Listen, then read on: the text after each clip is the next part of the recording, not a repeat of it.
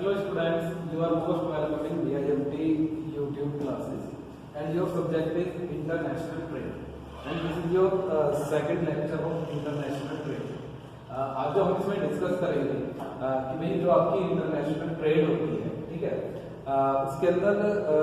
Topic जो है वो है आपका driving and restraining force of international trade या इंटरनेशनल बिजनेस, ठीक है। तो कि भाई ड्राइवर्स बेसिकली आपके वो फैक्टर्स होते हैं जो कि आपको इंटरनेशनली जाने के लिए इन्फ्लुएंस करते हैं, ठीक है।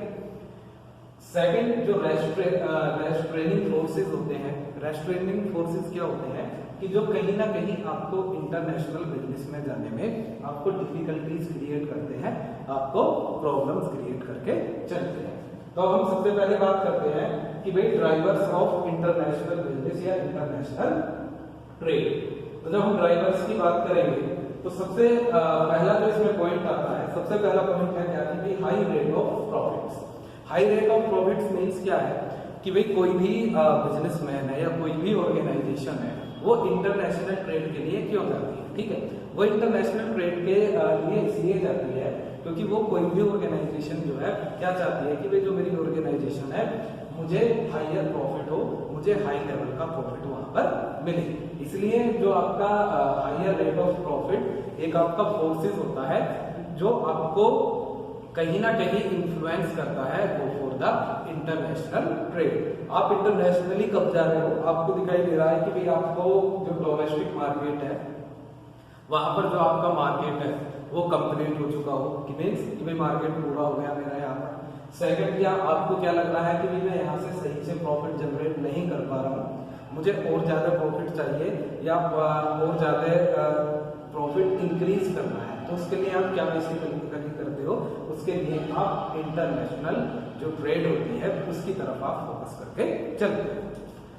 सेकंड वन है आपका इसमें ये है कि expanding the production capacity beyond the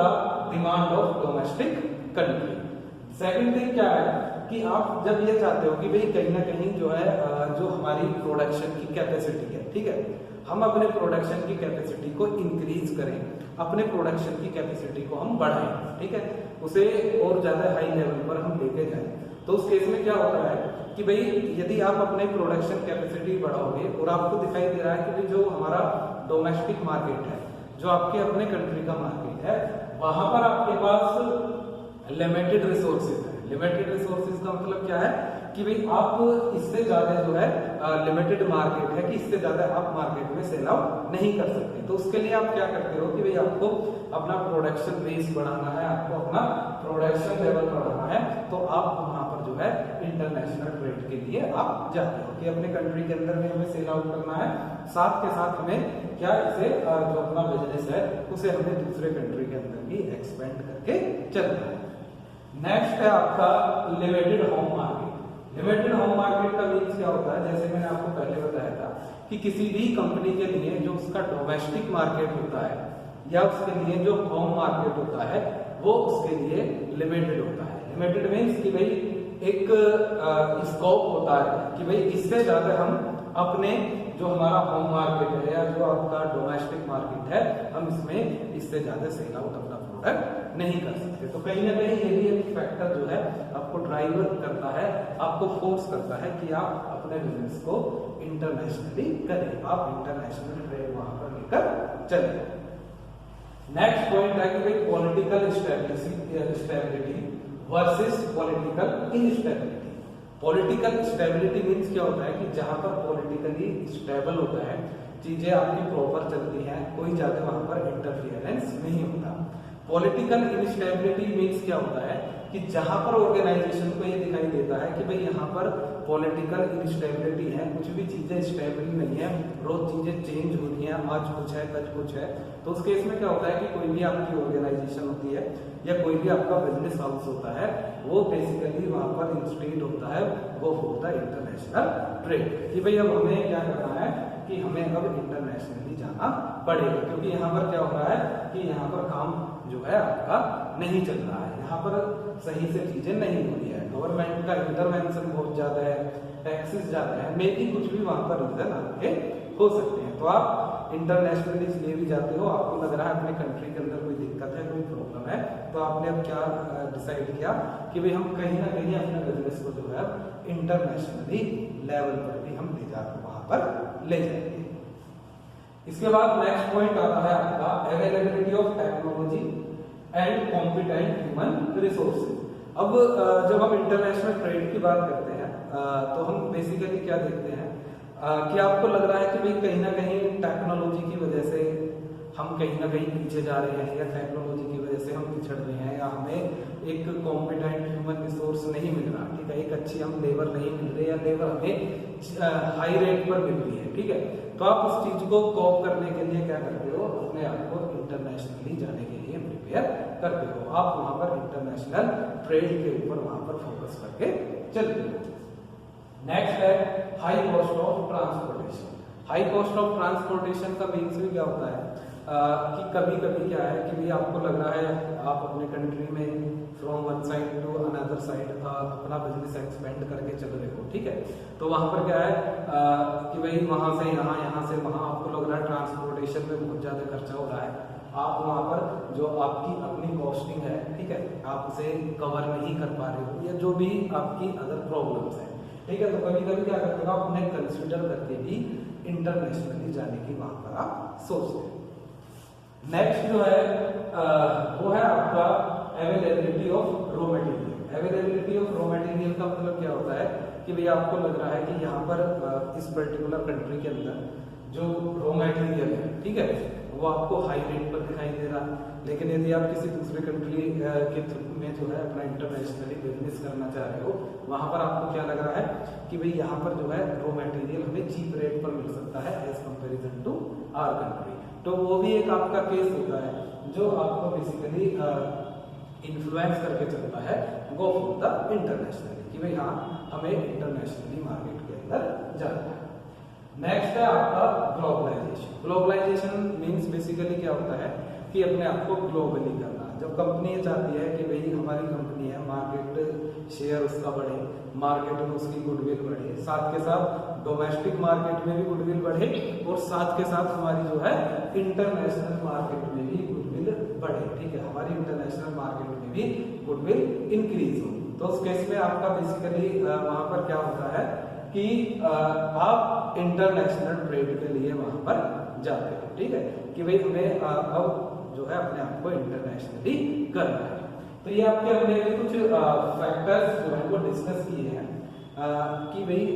international trade के लिए हम क्यों जाते हैं। तो ये बहुत सारे फैक्टर्स होते हैं, ये कहीं ना कहीं आपको पुश करते हैं, कहीं ना कहीं आपको इन्फ्लुएंस करते हैं, कहीं ना कहीं ये आपको मोटिवेट करते हैं go for the international.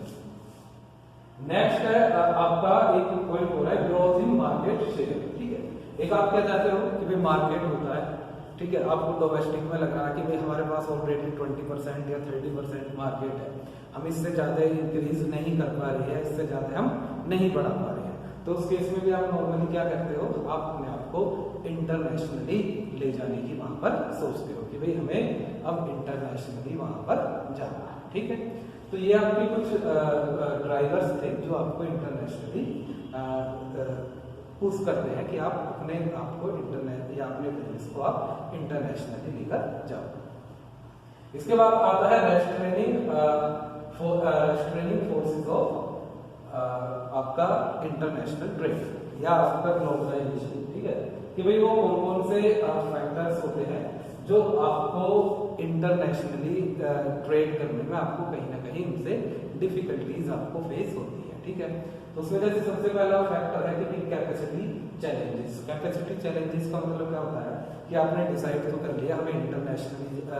Trade करनी है, बट आप क्या देख रहे हो कि आपके पास जो कैपेसिटी है प्रोडक्शन करने की, वो आपके पास कैपेसिटी लिमिटेड है। आपको क्या दिखाई दे रहा है कि भाई नई गड़बड़ है कि भाई हमें यदि इंटरनेशनली ट्रेड करनी है या दूसरे कंट्रीज में अपने प्रोडक्ट को सेल आउट करना है, तो हमें अपना जो कैपेसिटी चैलेंजेस है उसे वहां पर कवर करके चलना पड़ेगा। अपनी जो हमारी कैपेसिटी है उसे हमें वहां पर कहीं ना कहीं इंक्रीज करके चलना होगा। दूसरा है लीगल रेस्ट्रिक्शंस। लीगल रेस्ट्रिक्शंस का मीन्स क्या है कि जब आप इंटरनेशनली जाते हो या इंटरनेशनल मार्केट में जाते हो तो बहुत सारे आपके लीगल फैक्टर्स होते हैं ठीक है, जिन्हें जो आपको बेसिकली अफेक्ट करते हैं। ठीक है, इंटरनेशनल लीगली फैक्टर कैसे अफेक्ट करते हैं कि जब आप किसी भी दूसरे कंट्री में ट्रेड करोगे तो वहां पर आपको अलग लीगली फॉर्मेलिटीज करनी होती है, अपने कंट्री के लिए आपको अपनी अलग लीगल फॉर्मेलिटीज होती हैं, तो कहीं ना कहीं वो आपके लिए चैलेंजिंग होता है, कहीं ना कहीं वो आपके लिए एक तरीके से रेस्ट्रेनिंग होता है। ट्रेड बैरियर्स भी होती है कि भाई हम चले तो इंटरनेशनल ट्रेड के लिए हैं, लेकिन क्या है, कुछ कंट्रीज ने क्या किया हुआ है कि भाई आपका ट्रेड कोटा फिक्स किया हुआ है। ट्रेड कोटा फिक्स का मतलब क्या है कि भाई हम इससे ज्यादा जो है इंटरनेशनली ट्रेड नहीं कर सकते, क्योंकि हमें क्या करना है, हमें अपनी जो डोमेस्टिक फर्म्स हैं उन्हें भी हमें बचा के वहां पर चलना है। इसके बाद आता है कल्चरल डिफरेंसेस। कल्चरल डिफरेंसेस भी आपके वहां पर होते हैं कि सपोज करो हम कोई प्रोडक्ट बना रहे हैं, हमारी कल्चर में वो सूट है, लेकिन दूसरी कल्चर जो है उसे सही से एक्सेप्ट नहीं कर पा रही है, तो वो भी हमारे लिए एक कहीं ना कहीं चैलेंज होगा और वो हमारे लिए कहीं ना कहीं एक तरह से रेस्ट्रेनिंग फोर्स होगा। नेशनलिज्म क्या होता है कि बहुत सारे कंट्रीज में क्या होता है कि वो क्या चाहते हैं कि जो हमारी कंट्री है, ठीक है, हम अपनी कंट्री का बना ही प्रोडक्ट यहाँ पर परचेज करें। नेशनलिज्म उनके अंदर क्रिएट हो जाता है कि भाई ये फॉरेनर कंपनी है, इससे क्या होगा कि भाई हमें ये फायदा नहीं होगा या ये फायदा नहीं होगा, हम फोकस इस पर करें कि जो हमारी अपने डोमेस्टिक फर्म्स हैं हम उनसे ज्यादा से ज्यादा प्रोडक्ट परचेज करें। नेक्स्ट है इंटरनेशनल कॉन्फ्लिक्ट्स। बेसिकली क्या होता है कि जब हम आप